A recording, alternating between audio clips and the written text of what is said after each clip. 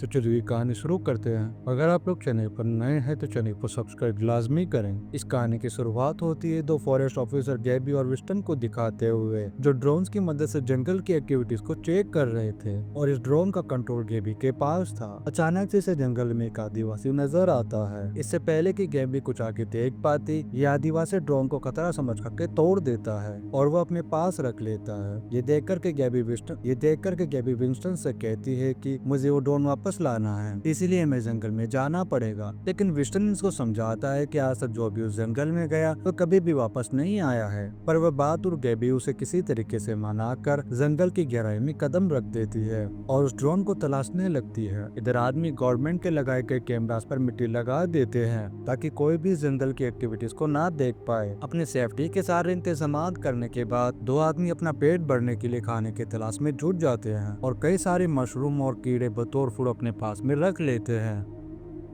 इधर हम विस्टन को देखते हैं जो जंगल में लगाए गए कैमरों के मेमोरी कार्ड को चेंज कर रहा था। इसी बीच इसकी नजर कैमरे पर लगाई गई मिट्टी पर पड़ती है, जिसे देख करके इसके दिमाग में कुछ शक सा पैदा हो जाता है। पर ये इस बात को इग्नोर करके अपने काम में वापस लग जाता है। वहीं दूसरी तरफ गैबी घने जंगल का सफर मैप के जरिए तय कर रही थी ताकि वो इस भूल भुलैया में खो ना जाए। जैसे ही गैबी आगे बढ़ती है तो एक ट्रैक ने इसका पैर फंस जाता है और एक लकड़ी का टुकड़ा इसके पैर के आर पार हो जाता है। इसीलिए जल्दी से विंस्टन को हेल्प के लिए बुलाती है। विंस्टन को भी जब वॉकी टॉकी पर गैबी की आवाज सुनाई देती है तो वो नाव की तरफ भागता है, पर बदकिस्मती से वॉकी टॉकी पानी में गिरने की वजह से काम नहीं करता है। इसीलिए विंस्टन उसे ढूंढने के लिए अब निकल पड़ता है। इसी तरह शाम होने लगती है और गैबी अकेले हिम्मत करके अपने पैर से वो लकड़ी निकाल देती है और एक लकड़ी के सहारे विंस्टन के पास जाने की कोशिश करती है। पर तभी से एक पेड़ के पास लाल कलर की रोशनी दिखाई देती है, जहाँ छोटे छोटे लाल पार्टिकल्स धूल की तरह उड़ रहे होते हैं।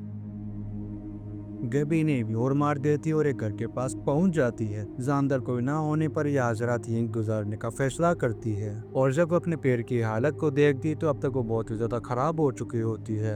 जख्म काफी ज्यादा बढ़ गया था, इसीलिए गैबी जल्दी से पैर पर पट्टी बांध करके सो जाती है। इधर विंस्टन उसे जंगल में तलाशता रहता है और तभी उसे कुछ अजीब सी आवाज सुनाई देती है और तभी इसे एहसास होता है कि कोई इनविजिबल चीज इसे फॉलो कर रही है। इसीलिए विंस्टन अपनी जान बचाने के लिए जल्दी से भागना शुरू कर देता है और एक पेड़ के पीछे आकर के छुप जाता है। लेकिन तभी से एक अजीब सा क्रिएचर नजर आता है जो आधा इंसान और आधा पेड़ की तरह ही था, जिसे देखकर के विंस्टन के तो पसीने छूट जाते हैं और ये देखकर कि ये फटाफट से यहाँ से भागने लगता है। इधर गैबी को एक बहुत ही अजीब सा सपना आता है जिसमें इसे वॉमिट होती है और मुंह से इसके एक मशरूम का टुकड़ा बाहर निकलता है। गैबी के आकर फंगस इन्फेक्शन की तरह तेजी से फैलना शुरू हो जाता है। ये देख गैबी की आँख खुल जाती है और जब इसे पता चलता है कि ये एक सपना था तो इसे काफी ज्यादा सुकून मिलता है। इतने में वो दोनों आदमी भी यहाँ पर आ जाते हैं और जब गैबी को अपने घर के अंदर मौजूद देखते हैं तो तुरंत ही उसके ऊपर हमला कर देते हैं। लेकिन गैबी से भी ने अपनी आप बीती सुनाती है तो ये गैबी को छोड़ देते हैं और उसके जख्म की मरहम पट्टी करने लगते हैं और उसे कीड़े मकोड़े और जानवरों का मांस खाने को देते हैं, जिसे गैबी खाने से इनकार कर देती है। अभी लोग अपने बारे में भी बताते हैं और तभी यहाँ पर एक खुलासा होता है कि बैरन स्टेफन का पिता है। यहाँ से सीन सीधा विस्टन पर शिफ्ट होता है जो अब तक जंगल में छुपा हुआ था, लेकिन अचानक उसकी तरफ पेड़ की टहनियां बढ़ने लगती है,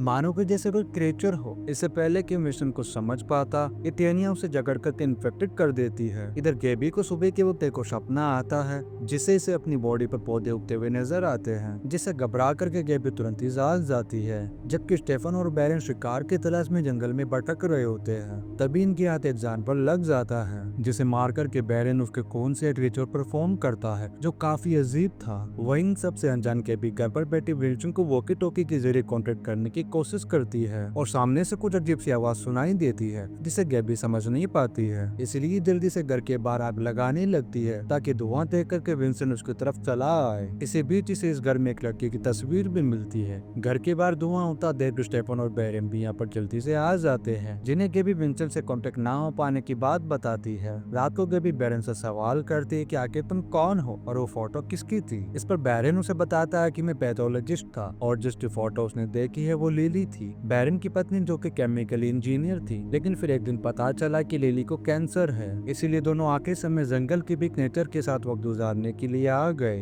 बैरन आगे बताता है कि यहाँ उसे भगवान के दर्शन हुए। ये सब सुनकर के गैबी हैरान रह जाती है। इधर विंसन एक अजीब से पेड़ में बदलने लगता है, जैसे कि मानो के पेड़ ने उसे इन्फेक्टेड कर दिया है। देर रात गैबी के पास एक टैनी जैसा क्रीचर आता है। इससे पहले कि गैबी कुछ कर पाती, जल्दी से बैरन उसके मुंह पर हाथ रख देता है और उसे बताता है कि ये देख नहीं सकते हैं लेकिन सुन सकते हैं, इसीलिए तुम शांत रहो। इतने में ये क्रीचर आकर के इनके ऊपर अटैक कर देता है और स्टेफन और बैरन डट करके दोनों मुकाबला करते हैं और जैसे ही वे उसको खत्म करते हैं उसके ब्लड की चींटी गैबी के चेहरे पर पड़ती है, जबकि क्रीचर जल्दी से अपनी जान बचा करके वहाँ से भाग निकलता है। ब्लड को देख स्टेफन जल्दी से उसे कपड़े चेंज करने को कहता है और यहाँ पर हम देखते हैं कि बैरन भी इस खून से इन्फेक्टेड हो गया है। बैरन गैबी को बताता है कि फंगस आंखों और मुंह के जरिए शरीर में एंटर करके तेजी से फैलने लगता है और फिर इंसान भी पेड़ पौधों में तब्दील हो जाते हैं। ये सुनकर के गैबी उसे पूछती है कि क्या यही तुम्हारे भगवान हैं। इस पर बैरन उसे बताता है कि हम इंसानों से पहले भी बैक्टीरियाज आए थे और पेड़ पौधों ने हमें लाइफ दी, इसलिए वही हमारे भगवान। अगली सुबह फिर से गैबी को एक अजीब सा सपना आता है और जब इसकी आंख खोलती तो सामने बैठा स्टेफन उसे घूर रहा होता है। गैबी जब इसे अपने फोन में फोटो दिखाती है तो वो ये देख करके बहुत ही हैरान होता है, क्योंकि उसने पहली बार मोबाइल देखा था। लेकिन बैरन को ये बात अच्छी नहीं लगती है और ये गैबी का फोन जमीन पर फेंक करके उसे वार्न करता है कि वो स्टेफन को इंसानी दुनिया की चीजों से दूर रखे। इसके बाद बैरन स्टेफन को लेकर के जंगल में एक पेड़ के पास आता है और जैसे ये रिचुअल परफॉर्म करते हैं तभी ये पेड़ के होल के अंदर ब्लड डालता है तो पेड़ उसे मशरूम देते हैं और ये दोनों बाप बेटे खा लेते हैं। वहीं दूसरी तरफ गैबी को बैरन की किताब मिलती है जिसमें इंसानों को पेड़ पौधों को नुकसान पहुंचाने की बातें लिखी हुई थी और इसमें नेचर को सपोर्ट किया गया था। इतने में बैरन और स्टेफन भी यहाँ पर आ जाते हैं और बैरन गैबी के हाथ पर उगरे पौधों को देख करके गैबी को इनसे अलर्ट रहने को कहता है, लेकिन गैबी इस पर ध्यान नहीं देती है और बैरन के साथ नदी की तरफ निकल पड़ती है ताकि वो अपने घर जा सके। रास्ते में गैबी बैरन से पूछती है कि जब जंगल में इतना ज्यादा खतरा है तो तुम यहाँ पर क्यों रहते हो। इस पर बैरन कोई खास जवाब नहीं देता है और कुछ दूर चलने पर गैबी को विंस्टन का वॉकी टॉकी नजर आता है, जिसे देख करके गैबी विंस्टन को भी आसपास तलाशने लगती है और इस बीच एक कैमरे में से भी एक मेमोरी कार्ड निकाल लेती है ताकि विंस्टन की जानकारी मिल सके। जैसे ही गैबी कुछ कदम आगे बढ़ती है तो सामने पेड़ से बंधे विंस्टन की हालत देख करके उसके होश उड़ जाते हैं, क्योंकि विंस्टन का आधा शरीर पेड़ पौधों से गिर चुका था। अब क्रीचर बनने से पहले विंस्टन गैबी से उसे मारने को कहता है, लेकिन गैबी उसे नहीं मारती है, इसलिए बैरन विंस्टन को एक तीर देकर के खुद को खत्म करने को कहता है और विंस्टन इस तीर से अपनी जान ले लेता है। इतने में टीचर इन्हें देख लेता है, जिससे बचकर के ये दोनों वापस घर के अंदर आ जाते हैं और फिर बैरन घर को चारों तरफ से बंद कर देता है। फिर जब रात को गैबी की नजर अपने पैरों पर पड़ती तो उसे कुछ मशरूम उगते हुए नजर आते हैं, जिसके इलाज के तौर पर गैबी बैरन से दवाई मांगती है क्योंकि वह इन्फेक्शन की चपेट में आकर के विंस्टन की तरह नहीं बनना चाहती। पर बैरन इसे कोई जवाब न देकर के यहाँ से चला जाता है। ये देखकर के गैबी स्टेफन से पूछती है कि ये इतनी रात को कहाँ गया है। इस पर स्टेफन बताता है कि वो गॉडेस की प्रेयर करने गए हैं। अब गैबी स्टेफन से उसकी माँ के बारे में पूछती है और स्टेफन रिवील करता है कि उसकी माँ इसी जंगल में जिंदा है जिसे नेचर ने अपना लिया है। इधर हम बैरन को देखते हैं जो उसी पेड़ के पास आता है और रिचुअल परफॉर्म करके पेड़ से बात करने की कोशिश करता है और फिर पेड़ उसे डिमांड करता है, जिसे सुनकर के बैरन बहुत ही ज्यादा शॉक्ड रह जाता है और वापस घर पर चला आता है, जहाँ गैबी स्टेफन को सेट चलने के लिए मना रही थी ताकि वह अपना फ्यूचर और बेहतर बना सके। अगले दिन बैरन स्टेफन को लेकर के उसी पेड़ के पास जाता है और पेड़ की दी गई मशरूम स्टेफन को खाने के लिए देता है, लेकिन स्टेफन इन मशरूम को गैबी को आकर के खिला देता है क्योंकि वो उसको लाइक करने लगा था। मशरूम को खाते ही गैबी के शरीर पर उभरे पौधे कम होने लगते हैं, यानी कि वो पेड़ इन्हें इन्फेक्शन से बचने के लिए इन्हें बतौर दवाई वो मशरूम देता था, जिसके लिए बैरन को रिचुअल करना पड़ता था। अब गैबी इनके साथ रहने का डिसाइड करती है और स्टेफन उसे तीर चलाना सिखाता है और साथ ही एक पेड़ के पास ले जाकर के बताता है कि ये मेरी माँ है। गैबी जब उस पेड़ को देख रही होती है तो वो पेड़ किसी इंसान की तरह हिल रहा होता है।